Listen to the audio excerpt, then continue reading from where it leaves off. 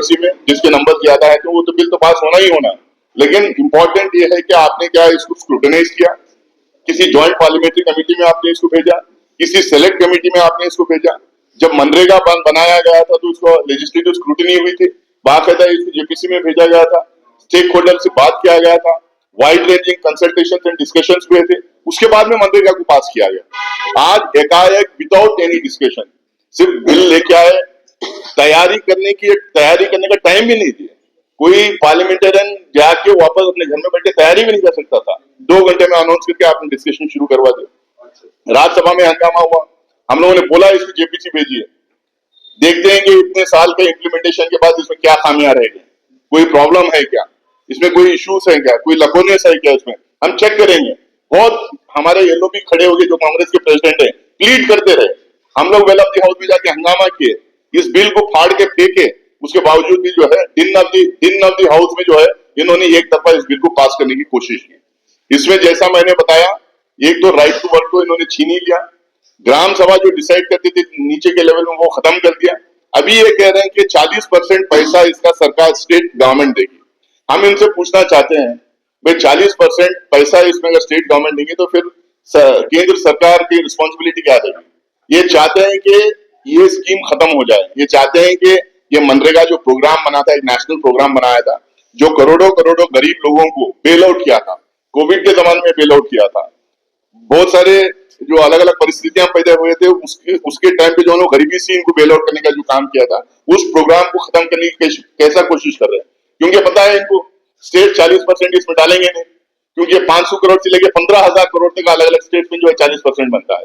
तो ये चाहते हैं कि वो स्टेट गवर्नमेंट देना और किसी ना किसी बहाने से प्रोग्राम को खत्म कर दें।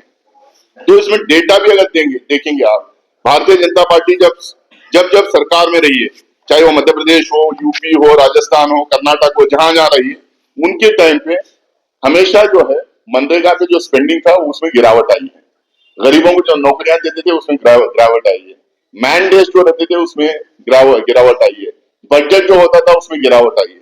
मैं अगर आपको सिर्फ जम्मू कश्मीर का मैं बताऊंगा, ये यूपीए के जमाने में 2006-07 से 2013-14 तक मनरेगा जो है 45% से लेके 65-67% तक जो है इम्प्लीमेंटेशन हुआ था, 65% तक का इसका हो गया था। अब इसमें rural infrastructure like roads, flood controls, irrigation, ये सब भी प्रोजेक्ट टेकअप किए थे और इसको कंप्लीट करने का काम भी किए थे। वही 2014 के बाद में बीजेपी जैसा ही आती है, 34% से सीधा जो है 26%, 23%, 21% तक इसमें काम होता है। इसका मतलब 30%, 40% गिरावट होती है काम में।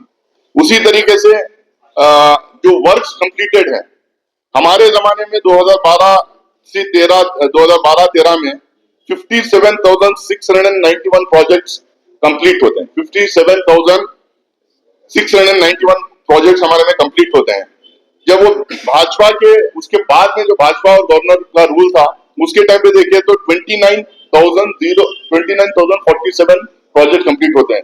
आप फर्क देखिए, उसका आधा भी नहीं, आधे से भी कम जो है प्रोजेक्ट्स कंप्लीट हुए हैं भाजपा के टाइम। इसका मतलब जो है ये ना तो काम दे रहे थे, ना जॉब कार्ड्स दे रहे थे, ना लोगों को इन्वॉल्व उसमें कर रहे थे। अगर आप मैं पैसे की बात करूंगा, 2006-07 में 32.3 लाख स्पेंडिंग हुआ था, 2012-13 में 365 लाख स्पेंडिंग हुआ था, 365 लाख, 32 लाख से 365 लाख तक हम लोग लेके गए थे। लेकिन अगर बीजेपी के टाइम पे आप देखेंगे तो उसमें गिरावट आई है। अगर आप हाउस होल्ड देखेंगे, कितने हाउस होल्ड थे, 1.21 लाख से लेके हम 6.57 लाख तक लेके गए थे। हाउस होल्ड की बात कर रहा हूँ मैं, इंडिविजुअल की बात नहीं कर रहा हूँ, हाउस होल्ड की बात कर रहा हूँ। अब उसी में उल्टा होता है, फिर वापस 1,20,000, 1,30,000 हाउस होल्ड तक का भाजपा के टाइम पे होता है, गवर्नर रूल के टाइम पे होता है। तो ऐसा बहुत सारा डेटा है जिससे एकदम ये दर्शाता है कि जहां जम्मू कश्मीर में भी जब तक यूपीए की सरकार थी अच्छा काम हुआ, रूरल एरियाज में जॉब कार्ड्स दिए गए, गरीब लोगों को काम देने का काम हुआ। लेकिन भाजपा जैसा ही है और उसके बाद गवर्नर रूल के टाइम पे लगातार गिरावट आई। तो ये नहीं चाहते कि गरीबों को काम मिले, गरीबों की रोजी रोटी मिले, उनका पेट भरे, उनके पेट पे लात मारने का काम लगातार करते आए हैं। तो इसी तरह से जो इश्यूज मनरेगा में है, उन इश्यूज को उठा के लोगों तक ले जाना है हम लोगों को। इस बिल में जो इश्यूज है, इसके लिए जॉब कार्ड्स अभी हमें पता चला कि 80,000 करीब 80,000 जॉब कार्ड्स इन्होंने डिलीट किया, 80,000 जॉब कार्ड्स डिलीट किया है। और साथ में जो है ये काम खत्म हो जाएगा, बंद हो जाएगा। तो इसमें ब्लॉक लेवल ऑफिसर्स थे, इंजीनियर्स थे, फैसिलिटेटर्स थे, छोटे मोटे कॉन्ट्रैक्टर्स थे, इनकी ट्रांसपोर्टर्स थे, इनको जो जॉब इसमें काम मिलता था, इनको जो दिहाड़ी मिलती थी, इसमें इनको जो जॉब्स थे इनका क्या होगा? एक बड़ा सवाल हमारे सामने आता है कि इन लोगों का क्या होगा? गरीब लोगों की तो नौकरी तो रहेगी नहीं, उनको तो काम मिलेगा ही नहीं।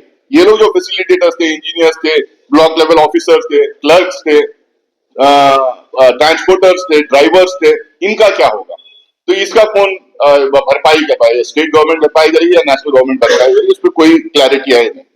तो इसी के साथ में हम लोगों ने ये किया है कि देश भर में क्योंकि ये गरीबों के ऊपर जो मार पड़ रहा है, गांधी जी ने कहा था कि आखिरी पंक्ति का आखिरी आदमी जो है, जो खड़ा रहता है, उसके आंसू पोंछना, उसका पेट भरना, वो हमारी रिस्पॉन्सिबिलिटी होना है।